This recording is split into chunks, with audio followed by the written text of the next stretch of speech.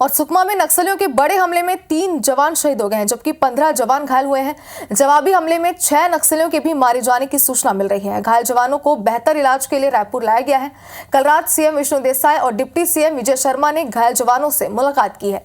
दरअसल सुकमा और बीजापुर जिले के सीमावर्ती क्षेत्र में सीआरपीएफ कैंप को स्थापित करने के बाद टेकलगुड़ा में पैरामिलिट्री फोर्स फिर से नया कैंप स्थापित करने जा रही थी। इस सिलसिले में 350 से ज्यादा जवानों का बाल मौके पर रवाना किया गया था। दोपहर के करीब पुलिस कैंप को सुरक्षित करते बाहरी घेरे में सुरक्षा ड्यूटी कर रहे जवानों पर अचानक नक्सलियों ने हमला कर दिया। मुठभेड़ में 3 जवान शहीद हुए और 15 जवान घायल हुए हैं। वहीं बस्तर आईजी पी सुंदरराज ने 6 नक्सलियों के मारे जाने का दावा भी यहां पर किया है। इस हमले में घायल हुए 8 जवानों का इलाज रायपुर में जारी है। इसमें 5 जवानों को बालाजी अस्पताल में भर्ती कराया गया है। वहीं नारायणा अस्पताल में 3 जवानों को भर्ती कराया गया है और 6 जवानों को जगदलपुर मेडिकल कॉलेज में भर्ती कराया गया है। एक जवान का बीजापुर अस्पताल में इलाज चल रहा है। घटना को लेकर सीएम हाउस में मुख्यमंत्री विष्णु देसाई ने अहम बैठक ली है। इस बैठक में एचएम विजय शर्मा, मंत्री केदार कश्यप और ओपी चौधरी मौजूद रहे। बैठक के बाद मुख्यमंत्री विष्णु देसाई और डिप्टी सीएम विजय शर्मा घायल जवानों से मिलने अस्पताल भी पहुंचे और घायल जवानों का उन्होंने हालचाल जाना, उनसे बातचीत करने की कोशिश भी की। मुलाकात के बाद मुख्यमंत्री ने कहा कि नक्सलवाद के खिलाफ ऑपरेशन और तेज होगा। नक्सलियों में बौखलाहट है और मजबूती के साथ नक्सलियों के साथ लड़ाई लड़ी जाएगी। बता दें आपको कि ये सिलगेर क्षेत्र के वहीं टेकलगुड़ा इलाका है, जहां साल 2021 में भी बड़ा नक्सली मुठभेड़ हुआ था। इस मुठभेड़ में 23 जवान शहीद हुए थे। एक दर्दनाक हादसा उस समय भी हुआ था, आपको ये पूरी खबर याद भी होगी। और एक बार फिर से नक्सलियों ने ऐसी ही वारदात को यहाँ पर अंजाम दिया है। तस्वीरें आपकी टीवी स्क्रीन पर है। दूसरी तस्वीर जहाँ पर मुख्यमंत्री विष्णु देसाई और गृह मंत्री अस्पताल पहुंचे, यहाँ पर उन्होंने जवानों का हालचाल जाना, वहां पर मौजूद उनके परिजनों से भी उन्होंने बातचीत की और जवानों से भी बातचीत करने की कोशिश की गई, उनका हालचाल वहां पर जाना गया। और आज भी बताया जा रहा है कि मुख्यमंत्री विष्णु देसाई उनके परिजनों के साथ मिलने के लिए पहुंचेंगे। जो शहीद जवान है, यानी कि 3 जवान जो शहीद हुआ, उनसे सिलगेर क्षेत्र के टेकलगुड़ा में मुठभेड़ हुई और 2021 में भी यहाँ पर नक्सलियों ने बिल्कुल ऐसी ही वारदात को अंजाम दिया था। तो बयानबाजी इस पर अब तेज हो चुकी है। अगर बात करें मुख्यमंत्री की, तो मुख्यमंत्री विष्णु देसाई ने मीडिया से बातचीत के दौरान कहा कि नक्सलियों को पूरी तरीके से नक्सलियों का खात्मा किया जाएगा और जितने भी अभियान नक्सलियों के विरोध में चलाए जा रहे हैं उनमें और भी ज्यादा तेजी लाई जाएगी। तो सीएम ने कहा कि लड़ाई और भी ज्यादा तेज होगी और लगातार इस पर बयानबाजियां भी इस घटना के बाद हो रही, लेकिन पूरे प्रदेश के लिए ये बेहद ही दुखद खबर थी, क्योंकि इस मुठभेड़ में 3 जवान शहीद हो गए।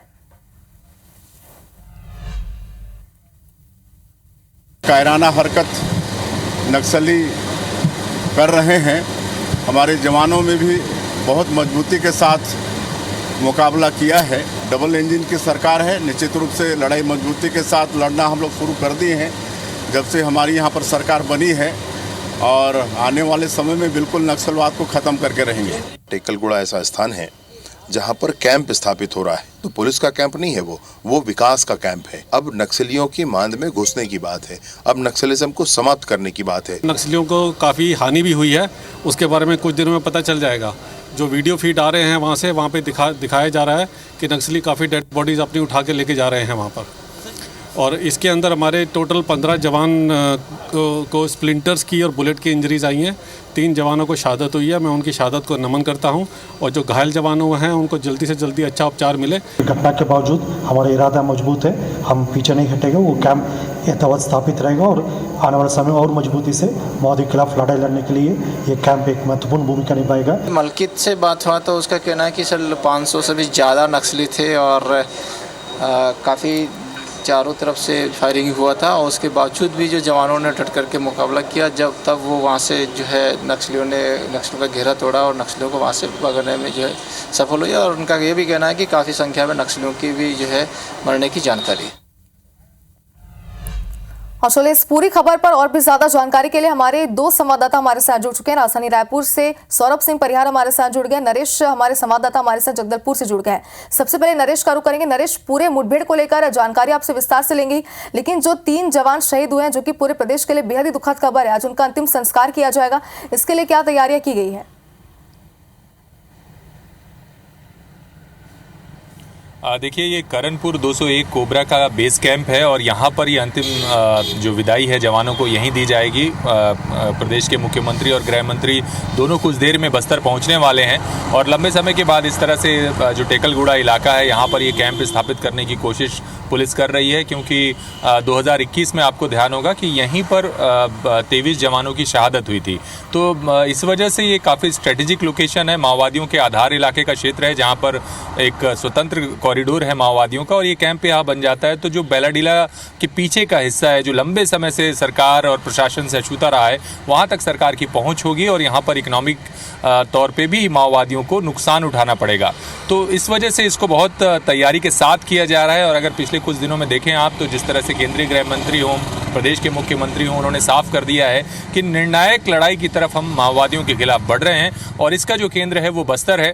दंडकारण्य का सुकमा जो क्षेत्र है और बीजापुर का क्षेत्र है, वहाँ पर से माओवादियों को पीछे खदेड़ने की कोशिश है। और इसी सिलसिले में कल टेकलगुड़ा की घटना के बाद आप देखें, दंतेवाड़ा का जो ताकीलोड इलाका है, जो अबुझमाड़ का सरहदी इलाका है, ये एक तरह से लॉन्च पैड माओवादियों का माना जाता रहा है, जहाँ से माओवादी अक्सर बहरमगढ़, बीजापुर और राष्ट्रीय राजमार्ग 63 को बाधित करते हैं। इस जगह पर भी एक बड़ा पुलिस की तरफ से एक बड़ा एक्शन हुआ है, जहां पर हालांकि मुठभेड़ जरूर हुई है लेकिन किसी के हताहत होने की जानकारी नहीं मिली है, पुलिस को भी नुकसान नहीं हुआ है। लेकिन यहां पर जो माओवादियों के स्मारक है उनको पुलिस ने तोड़ा है। आपको बता दें कि जिस तरह से तस्वीरें सामने आ रही हैं उसमें पुलिस ने यह दावा किया है कि 6 माओवादी इस मुठभेड़ में मारे गए हैं और उनके शव ले जाते हुए नक्सली भी दिखे हैं। और हमने आपको रात में ही दिखाया था कि किस तरह से ड्रोन कैमरे में तस्वीरें कैद हुई हैं, जिसमें माओवादी संगठित होकर टेकलगुड़ा कैंप पर हमला करने पहुंचे थे। 100 के करीब की पहली टुकड़ी थे माओवादी जिनके साथ सीधी तौर पर मुठभेड़ हुई, लेकिन जानकारी ये मिल रही है कि एक बड़े हमले की तैयारी के साथ माओवादी आए थे। 300 बिल्कुल नरेश, तो आगे भी जानकारी आपसे लेंगे, विस्तार से आप बता रहे हैं इस मुठभेड़ को लेकर के। फिलहाल इस वक्त की बड़ी खबर हमारे संवाददाता हमारे दर्शकों को पहुंचा देते हैं। जवानों को श्रद्धांजलि देने के लिए सीएम बस्तर जाएंगे, इसकी जानकारी पहले भी हम आप तक पहुंचा रहे थे। सीआरपीएफ कैंप करणपुर में सीएम श्रद्धांजलि देंगे। और आपको बता दें कि कल नक्सली हमले में 3 जवान शहीद हुए थे। विस्तार से हमारे संवाददाता इस मुठभेड़ को लेकर हमें जानकारी भी पहुंचाते, लेकिन इस वक्त ये बड़ी खबर आपको दिखा रहे हैं। आज मुख्यमंत्री बस्तर जाएंगे, सीआरपीएफ कैंप करणपुर में सीएम श्रद्धांजलि देंगे और कल नक्सल हमले में 3 जवान शहीद हुए थे। तो बेहद ही दुखद खबर पूरे प्रदेश के लिए सामने आ रही थी। नक्सलियों की कायराना करतूत एक बार फिर से कल सामने, जिसमें हमारे 3 जवान शहीद हो गए।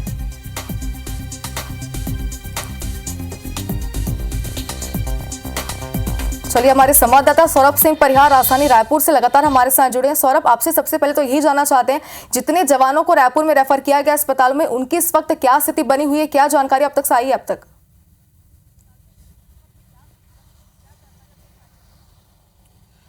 बिल्कुल, देखिए 3 जवान शहीद हुए हैं और 15 से ज़्यादा जवान घायल हैं, जिनका इलाज जो है रायपुर के कई अस्पतालों में चल रहा है। और जैसे कल रात सीएम विष्णुदेव साय और गृह मंत्री विजय शर्मा समेत तमाम बड़े जो पदाधिकारी हैं और चाहे वरिष्ठ पुलिस अधिकारी हैं, वो जो है वहाँ पर पहुँचे थे और जवानों से बातचीत किए हैं।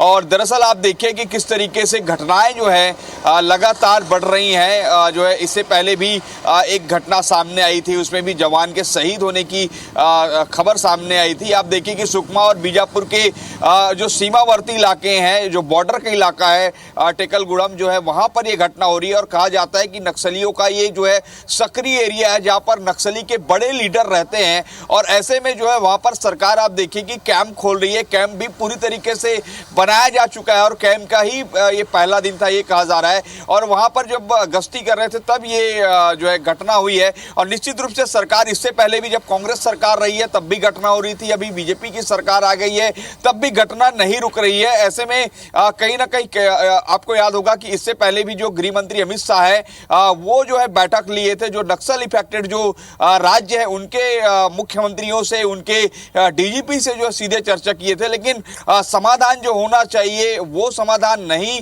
हो पा रहा है अब तक जो है। और मुख्यमंत्री विष्णुदेव साय ने जो पूरे घटना को जो कायराना हरकत बताया है। और विष्णुदेव साय आज जो है 9:45 पर रायपुर से जो है करणपुर जो सीआरपीएफ का बटालियन कैंप है वहां पर वो जो है शहीदों को जो श्रद्धांजलि देंगे और वहां के अधिकारियों से चर्चा करेंगे। लेकिन कहीं ना कहीं एक इस समस्या का समाधान होना चाहिए, वो जरूरी है। बार बार शहादत की खबरें जो आ रही हैं वो बिल्कुल पूरी तरीके से कई परिवारों को जो है बिल्कुल सौरभ, जैसे कि आप कह रहे हैं कि नक्सली पूरी तरीके से एक्टिव मोड में नजर आ रहे हैं एक तरफ, और दूसरी तरफ सीएम साय का ये कहना है कि जितने अभियान नक्सलियों के विरोध में चलाए जा रहे हैं उनमें तेजी लाई जाएगी और पूरी तरीके से इनका खात्मा किया जाएगा। अब सबसे बड़ा सवाल तो ये कि आखिर खात्मा कब किया जाएगा, क्योंकि नक्सली लगातार ऐसी वारदातों को अंजाम देते आ रहे हैं। फिलहाल आप दोनों का बहुत बहुत शुक्रिया विस्तार से पूरी जानकारी हम तक पहुंचाने के लिए। और सुकमा के बाद अब बात करते हैं दंतेवाड़ा की, जहां पर भी पुलिस और नक्सली मुठभेड़ हुई है। पुलिस और नक्सलियों के बीच यहां पर भी मुठभेड़ हुई है, दोनों तरफ से जोरदार फायरिंग हुई।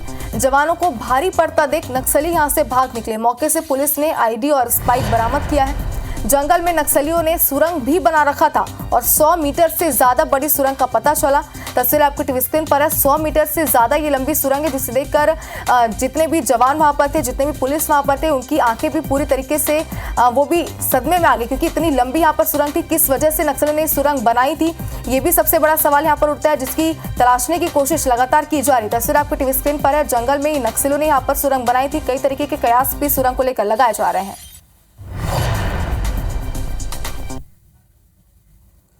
इसी बीच नारायणपुर से भी आपको बड़ी खबर दिखाते हैं। 5 लाख के इनामी नक्सली ने सरेंडर किया है। पुलिस अधीक्षक के सामने उसने सरेंडर किया। अमदई एरिया कमेटी के एसीएम के पद पर नक्सली कार्यरत था। दूसरे साथियों को भी सरेंडर करने की अपील की गई। नक्सली कई बड़ी वारदातों में सक्रिय रहा है, जिसने सरेंडर किया है। तो दो तरफ जहां सुकमा और दंतेवाड़ा में नक्सलियों की काराना करतूत सामने, तो दूसरी तरफ यहां पर एक नक्सली ने खुद आत्मसमर्पण किया, सरेंडर किया है। तो दूसरे साथियों को भी सरेंडर करने की उसने यहां पर अपील की है। बड़ी खबर इस वक्त नारायणपुर से आपको दिखा रहे हैं। ये नक्सली जिसने सरेंडर किया है, ये कई बड़ी वारदातों में सक्रिय रह चुका है, ये जानकारी सामने आ रही है। तो 5 लाख के इनामी नक्सली ने यहाँ पर सरेंडर किया, यानी कि 5 लाख का उसके ऊपर इनाम था, जिसने यहाँ पर सरेंडर किया। साथ ही उसने बाकी नक्सलियों से भी अपील की है कि सरेंडर करें।